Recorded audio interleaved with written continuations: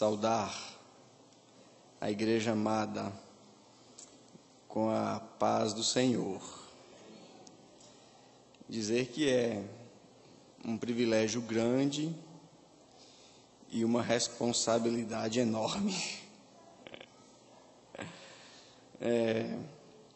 Vocês vão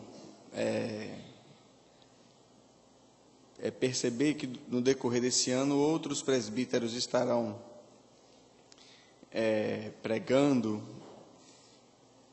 mesmo com os pastores presentes, porque antes nós pregávamos quando os pastores estavam ausentes por qualquer razão, mas agora um programa do pastor vai possibilitar, né? E uma coisa, reverendo, a prova, uma coisa que o resultado imediato deste projeto é que nós precisamos, é a constatação, é a conclusão de que nós precisamos orar pelos nossos pastores, cobri-los de oração, intercessão. Porque, queridos, não é uma tarefa fácil. Nós temos o costume de falar de diversos assuntos. Muitos aqui são habilidosos professores, têm a palavra fácil nas suas bocas, nas circunstâncias mais diversas, mas pregar a palavra não é possível de se comparar com qualquer outro discurso. Não é.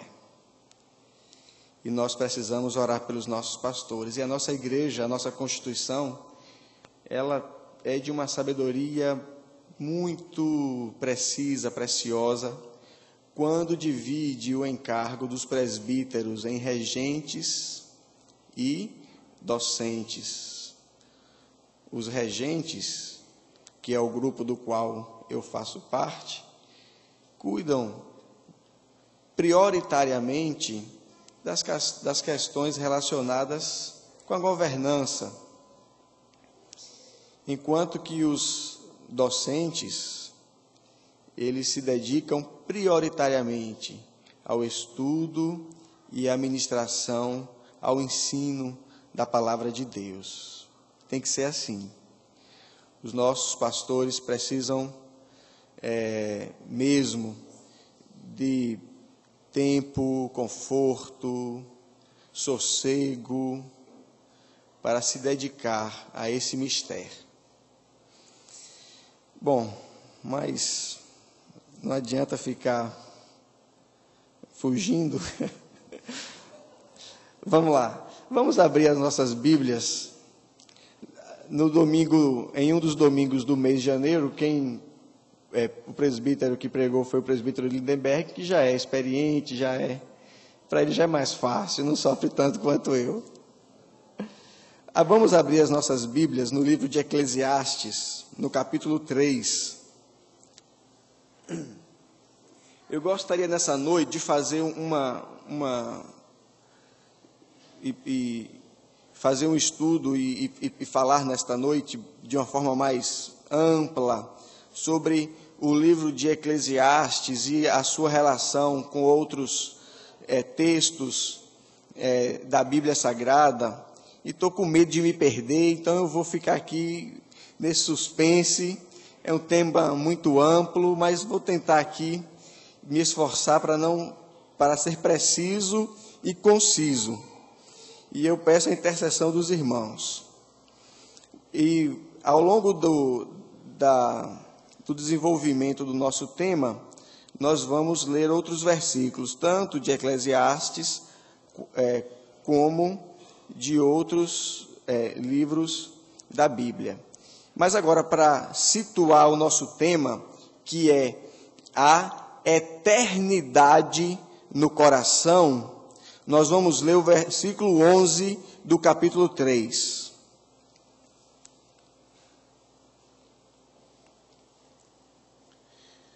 Tudo fez Deus formoso no seu devido tempo.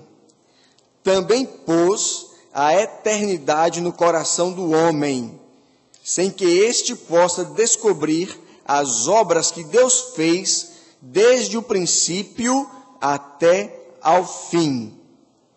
Vamos orar.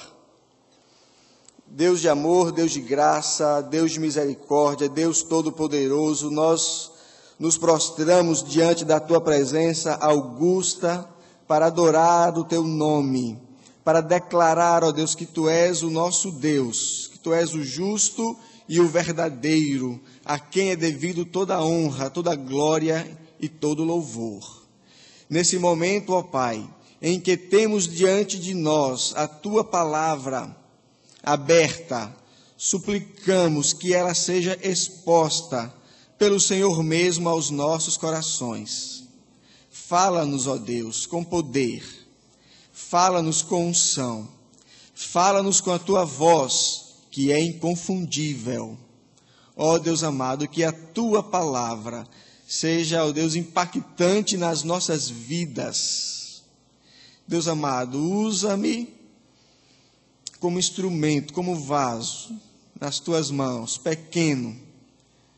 Mas, ó Deus, toma-me e abençoa-me e abençoa o Teu povo. Em nome de Jesus. Amém. Amém. Queridos, o livro de Eclesiastes é um livro interessante em muitos aspectos. A sua autoria é atribuída sem unanimidade a Salomão. E os ensinamentos deste livro, embora possam servir à evangelização, porque tratam da vida humana de forma muito radical, em todos os seus detalhes, o propósito do livro, ele foi escrito e dirigido ao povo de Deus, aos judeus no Antigo Testamento e aos cristãos agora em nosso tempo. O livro se constitui em um sábio conselho de Deus àqueles que conhecem os seus caminhos, mas acham esses caminhos difíceis e perturbadores. Eclesiastes se atém como as pessoas devem viver, onde o bom Criador e justo juiz ordena que todas as coisas atinjam igualmente aos que são retos, bem como aos iníquos, e não de acordo com os merecimentos de cada um. Observe no capítulo 9, no verso 2, o que o sábio, o pregador, nos informa. Tudo sucede igualmente a todos. O mesmo sucede ao justo e ao perverso, ao bom, ao puro e ao impuro, tanto ao que sacrifica como ao que não sacrifica, ao bom como ao pecador, ao que jura como ao que teme o juramento. Todas as coisas, como o salmista diz, Deus faz chover tanto sobre as propriedades dos justos como dos injustos. E muitas vezes nós gostaríamos que fosse diferentes. Não é verdade? Mas Deus age de uma forma assim. E o dom do contentamento, mesmo diante desta realidade, deve ser exercido pelo povo de Deus, mesmo diante da opressão humana, mesmo diante da futilidade da vida e mesmo diante da morte. No capítulo que nós lemos, nos versículos 7 a 11, o pregador instrui: vai, pois, come com alegria o teu pão e bebe gostosamente o teu vinho, pois Deus já de antemão se agrada das tuas obras. Em todo o tempo sejam alvas as tuas vestes, e jamais falte o óleo sobre a tua cabeça. Goza a vida com a mulher que amas, todos os dias da tua vida fugaz, os quais Deus te deu debaixo do sol, porque esta é a tua porção nesta vida, pelo trabalho com que te afadigaste debaixo do sol. Tudo quanto vier à mão para fazer, faze-o conforme as tuas forças, porque no além, para onde tu vais, não há obra, nem projetos, nem conhecimento, nem sabedoria. A questão do versículo base que nós lemos no início se declara em 3 premissas. Deus, Criador, fez todas as coisas formosamente. Deus pôs a eternidade no coração do homem. E o homem não pode descobrir as obras de Deus do início ao fim. Em outras palavras, segundo um comentáriozinho da Bíblia de Genebra, o que o sábio quer dizer é: o coração sabe que a história não é destituída de sentido, mas é frustrado em seus esforços por descobrir o padrão dos acontecimentos, porque a mente de Deus é inescrutável. A frustração do ser humano, então, nasce a partir do momento de que a eternidade está posta em seu coração. Olha, é estranho isso? Não, não é estranho. A frustração do ser humano nasce porque em seu coração está posta a eternidade. Pela eternidade que Deus plantou, que Deus pôs no coração do homem, nós temos, como diz C.S. Lewis, por conta dessa eternidade plantada no nosso coração, nós temos, mesmo inconscientemente, os sonhos da viração do dia, enquanto o primeiro representante da nossa raça estava cara a cara com o Criador, face a face com o Criador. Calvino diz diferente. Ele fala que no coração do homem, todo homem, esteja ele no mais avançado centro urbano, cosmopolita, ou na tribo mais remota, todo ser humano tem a eternidade guardada em seu coração, e isso significa que há em todo homem um senso da majestade de Deus. Um senso da majestade de Deus. Um outro autor inglês, N.T. Wright, ele fala que essa eternidade no coração do homem traz para o homem os ecos, as lembranças de um dia em que ele tinha a comunhão plena com o seu Criador.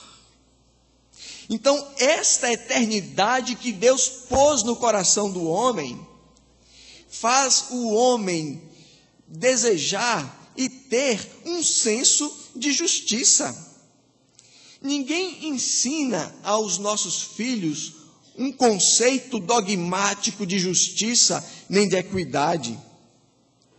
Mas hoje, quando a minha filha recebeu um presente de aniversário, que ela completa amanhã, o caçula gritou: "Não é justo que eu não receba." Ora, se ela recebeu, eu também preciso receber. Quem foi que ensinou para ele o que é justiça? Quem foi que ensinou para ele o que é justiça? São ecos. Os filmes estão cheios disso. A gente torce pelo mocinho, porque a gente sabe que a justiça está com ele. Por mais que a trama apresente-o como um vilão, ou quem cometeu aquele ato lá, por mais que a trama apresente, a gente sabe que está do lado de cada tela, que ele, na verdade, é o mocinho, não foi ele. Alguém fez aquilo ali para incriminá-lo, e nós ficamos torcendo para que logo a verdade venha à tona, porque a gente torce pelo mocinho. A eternidade está posta no coração quando, por mais que os divórcios atinjam os casamentos, ninguém quer ficar só. Todo mundo quer casar, todo mundo quer uma companhia, todo mundo quer dividir, compartilhar, gozar das venturas da intimidade. Todo mundo quer, todo mundo deseja. E por mais que o divórcio se avolume, o casamento nunca sai de moda. Por que isso? Porque o sonho e o desejo de uma relação feliz é a eternidade que Deus pôs no coração do homem. E assim são muitos exemplos que nós podemos citar. Muitos exemplos que nós podemos citar. O fato é que Deus colocou no coração do homem a eternidade. E isso faz o homem ter a saudade de uma felicidade superior e desejar um contentamento excelso que nada nesse mundo pode satisfazer. Nada nesse mundo pode satisfazer. Nós temos muito prazer nos nossos filhos. E eles dão trabalho, mas como é prazeroso cuidar dos nossos filhos. Hoje, tinha um bebê lá em casa e comentava com a Viviane: ah, que saudade de quando os nossos eram desse tamanhinho. É prazeroso ter os nossos filhos, acompanhar os nossos filhos, vê-los crescer.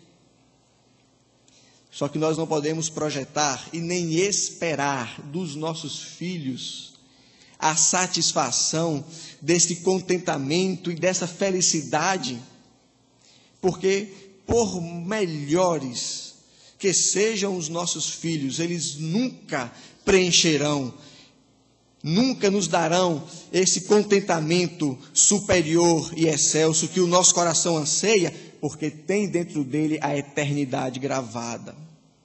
Nem o nosso cônjuge. Muitas vezes nós entramos para o casamento e projetamos no nosso cônjuge esse desejo superior de felicidade e de satisfação, e jamais poderá acontecer. Por isso que a eternidade gravada em nosso coração é fonte de frustração, porque nada que nós experimentamos ou vivenciamos é capaz de nos proporcionar a satisfação da comunhão com Deus que foi perdida no jardim do Éden. Nada! E é interessante notar que os publicitários captaram isso de uma forma maravilhosa. Já perceberam isso? Quando nós vemos um comercial do carro novo, a gente fala: esse carro é a solução de todos os meus problemas. E sonhamos, e nos endividamos, e compramos. Depois de uma semana a gente olha para o carro, já tem outro melhor, já não é tão assim. Porque o publicitário, ele conseguiu captar esta sede no coração do homem e oferece subterfúgios falsos.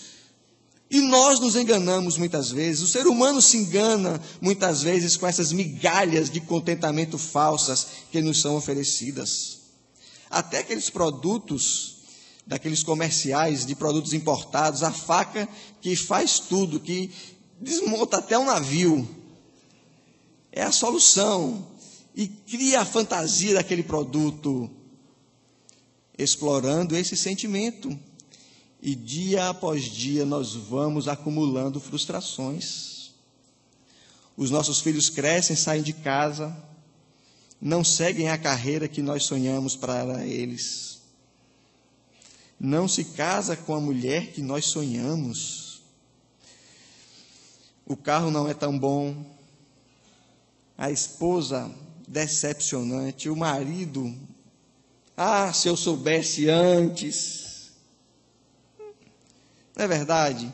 E nós vamos acumulando frustrações, e aquele pote de ouro, no fim do arco-íris, é inatingível, é inalcançável, porque nada debaixo do sol pode nos trazer esta satisfação.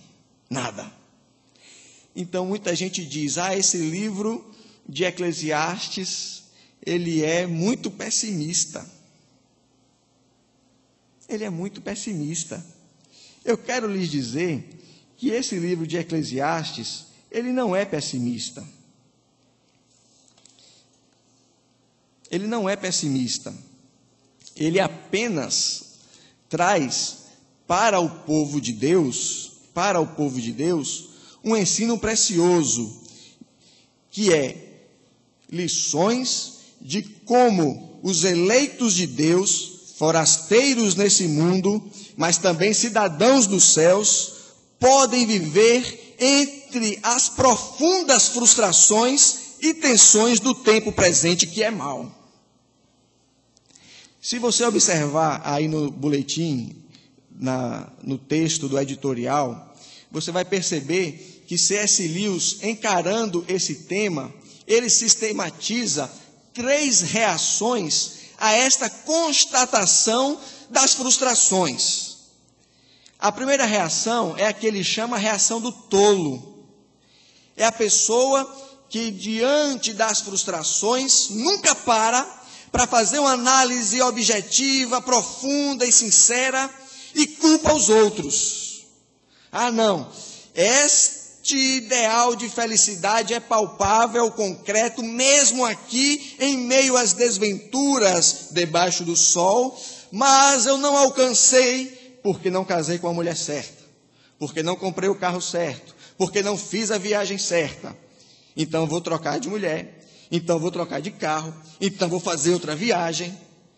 E ele não para perceber que o problema, de fato e de verdade, não é o cônjuge, não é o carro, não é a viagem. É porque esse sonho, esse ideal, não pode ser satisfeito a partir das nossas experiências aqui, no nosso plano de debaixo do sol. A segunda resposta à frustração é a do sensato. O sensato é aquele sujeito, segundo C.S. Lewis, que conclui, de fato, estes sonhos de felicidade eram coisas da juventude. Eu agora vou me aquietar. Eu não vou mais correr atrás do que não existe. Isso é coisa de sonho, é coisa de juventude. Eu vou me sossegar aqui.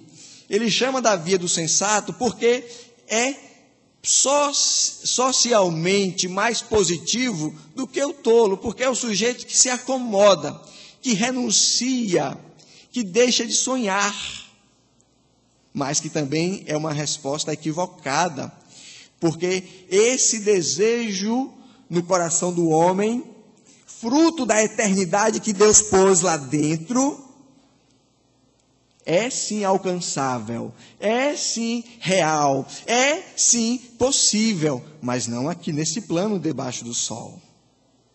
Olha que coisa impressionante. E a terceira via é a via cristã. Ele diz assim, é quando a pessoa constata a frustração e diz assim, entendi.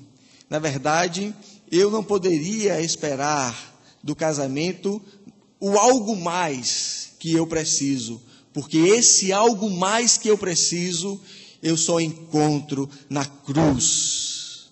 Esse algo mais, essa alegria indizível, este esta satisfação que move o coração só há na presença do Todo-Poderoso.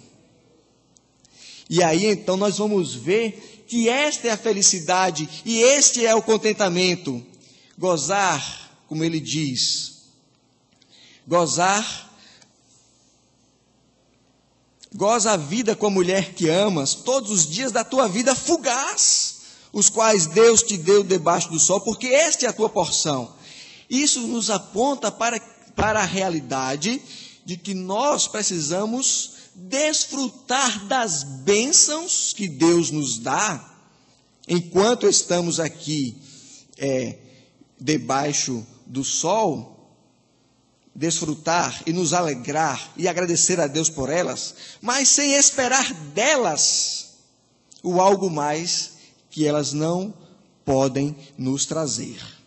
Agora, queridos, vamos avançar um pouquinho mais, para nós percebermos que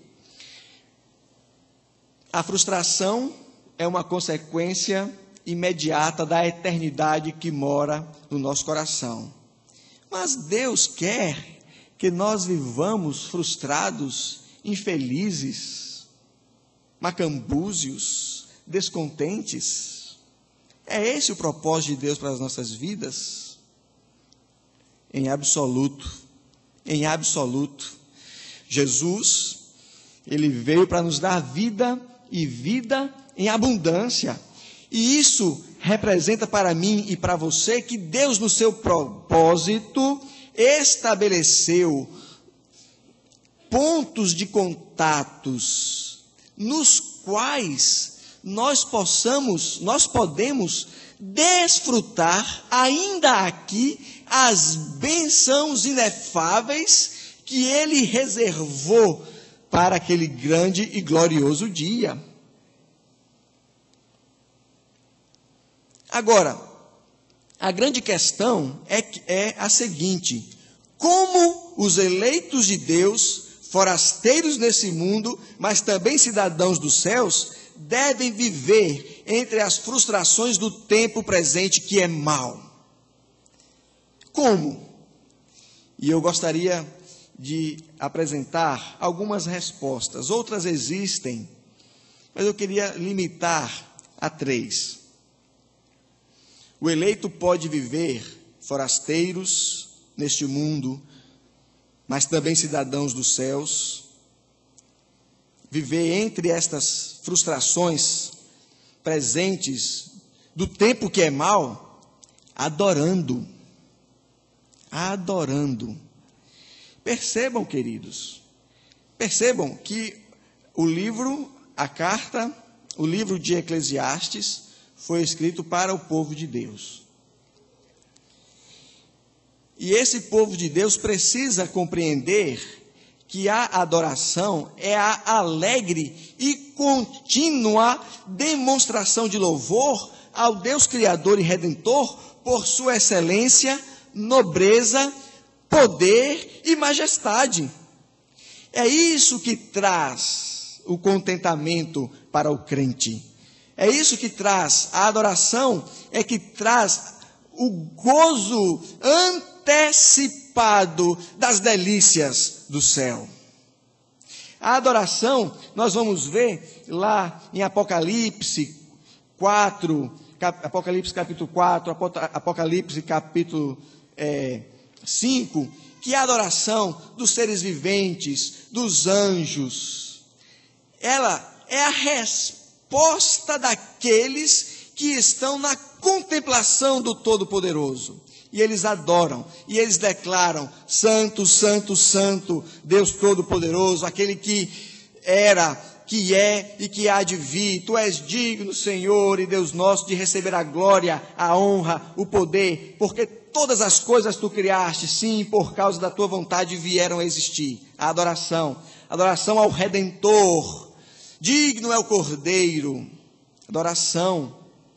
Irmãos, quando percebemos a realidade de Deus, a reação natural é de adoração. É de adoração.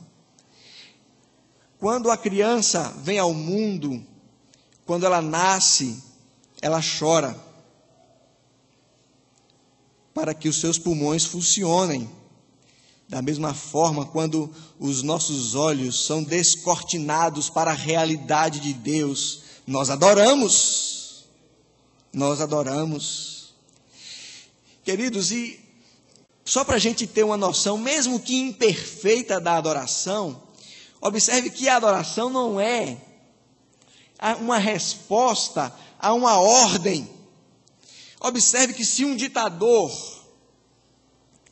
sanguinário, violento, desse uma ordem para que todas as pessoas de um determinado bairro fizessem uma formação e marchassem nas ruas daquele bairro sob as miras do exército. Ora, todos iriam marchar, porque ninguém quer morrer. Mas a ideia de adoração, nós não adoramos porque Deus nos manda adorar. A ideia de adoração seria mais ou menos imperfeita, como eu falei. Imagine que você está num teatro suntuoso, belíssimo, e um artista muito habilidoso e talentoso apresente e faça a sua apresentação, e uma coisa belíssima, a arte de uma forma preciosa, tem esse poder de nos despertar os sentimentos e as emoções. E então, quando tem aquele grande final da peça, da apresentação, você é movido subitamente por uma emoção que lhe leva a aplaudir aquilo. Ninguém mandou você aplaudir. Você pagou seu ingresso, você pode entrar sentado e ir embora sem nem estalar o dedo. Mas você é tocado por aquele sentimento, por aquela emoção. De forma imperfeita, a adoração seria mais ou menos isso. Contemplação de Deus naturalmente gera a admiração ao Todo-Poderoso. Além de gerar, como nós vimos lá em Isaías, o profundo senso da pecaminosidade do homem. Como sou pequenininho, como sou pecador, ai de mim, mas gera uma alegria indivisível, porque esse Deus todo-poderoso, perfeito, santo, me aceita na sua presença, abre os meus olhos para a sua realidade, para o seu amor, e a minha resposta natural é alegremente tributar, admirar, glorificar, adorar. Irmãos, eu vou me adiantar por causa do tempo, mas permitam-me explorar na adoração um conceito desse pastor inglês, que ele diz assim, que há duas regras de ouro na adoração. Duas regras de ouro na adoração. A primeira é que o adorador se torna mais parecido com o objeto da adoração. O homem que adora o dinheiro, ele vai se parecer com a máquina de calcular. O homem que adora o sexo, ele vai ficar perdido e obcecado.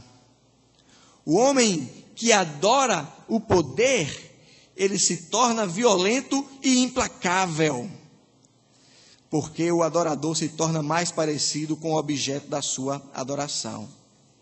Agora, queridos, o que é que acontece quando o eleito adora o Deus Criador, cujo plano de resgatar o mundo e endireitá-lo foi realizado pelo Cordeiro que foi morto? O que é que acontece?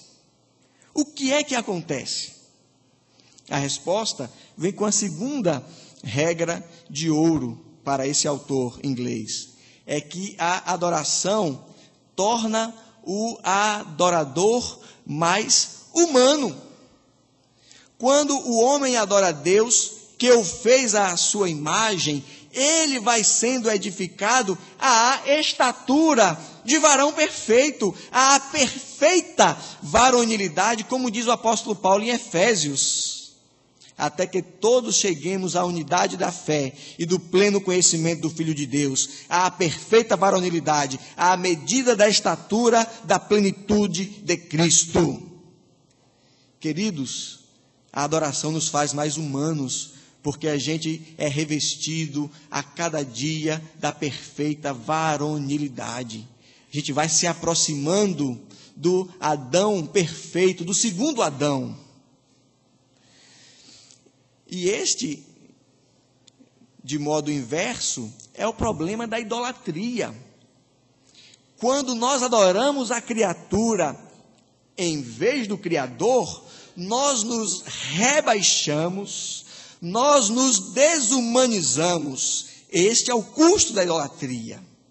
E por isso que ela é abominável. Eu acho interessante quando Jesus está com a mulher lá, a mulher samaritana, que ele diz assim, que Deus procura adoradores que o adorem em espírito e em verdade. Quando a construção lá diz que Deus procura, a ideia é que parece que Deus está precisando de adorador e está olhando, né? Mas não é isso não. Deus procura adoradores porque Ele está construindo a sua nova geração de homens e mulheres moldados no caráter de Cristo. E a adoração é o caminho. A adoração é o caminho. A chance, o apelo, o chamado para adorarmos ao verdadeiro Deus, Criador e Redentor, e nos tornarmos mais verdadeiramente humanos, está diante de nós. A adoração está no cerne da vida cristã. Uma das principais razões da importância da teologia, que é uma tentativa de pensar objetivamente sobre quem é Deus, é exatamente que por sermos por ela convocados a amar a Deus de todo o nosso coração, de toda a nossa mente, de toda a nossa, com a alma e com força. Queridos, e o segundo modo que eu queria destacar nessa noite, de como que os eleitos podem viver nesse presente que é mau, é orando. Orando. A oração cristã é simples, qualquer criança pode fazer, mas também é difícil, pois requer de nós uma tomada de posição. O salmista registrou a agonia de Jesus no Getsêmani, quando rogava ao Pai para livrá-lo daquele momento. Por isso Jesus, pendurado no madeiro, em desespero bradou o primeiro verso do Salmo 22. Deus meu, por que me desamparaste? Querido, o salmista registrou aqueles momentos de angústia de Jesus. Um salmo belíssimo. Talvez, e com quase certeza eu afirmo que é assim. Quando Jesus falou que deveríamos tomar a cruz e segui-lo, provavelmente ele quis dizer que segui-lo incluiria momentos como esse também para nós. Às vezes nós não avançamos na nossa caminhada, não amadurecemos, ficamos com o leitinho das crianças, não tomamos o alimento sólido e ficamos na oração naquele nível rasinho da criança. Também o Espírito, semelhantemente, nos assiste em nossa fraqueza, porque não sabemos orar como convém, mas o mesmo Espírito intercede por nós sobremaneira, com gemidos inexprimíveis. E aquele que sonda os corações sabe qual é a mente do Espírito, porque segundo a vontade de Deus é que Ele intercede pelos santos. Queridos, toda a criação de Deus está em trabalho de parto. Toda a criação de Deus está gemendo e ansiando pelo retorno do Mestre, pelo retorno do Rei, pela sua restauração. Toda a criação, sujeita à perversidade do pecado, anseia, geme, espera pela restauração. A oração, querido, é o nosso gemido. A oração, querido, nos faz como parte da criação que está sofrendo dores por causa do novo nascimento. Precisamos avançar. Precisamos aprender como viver como eleitos na perspectiva da nova criação. E em terceiro, o eleito aprende a viver, vive desfrutando e vivendo no tempo presente que é mau, meditando na palavra.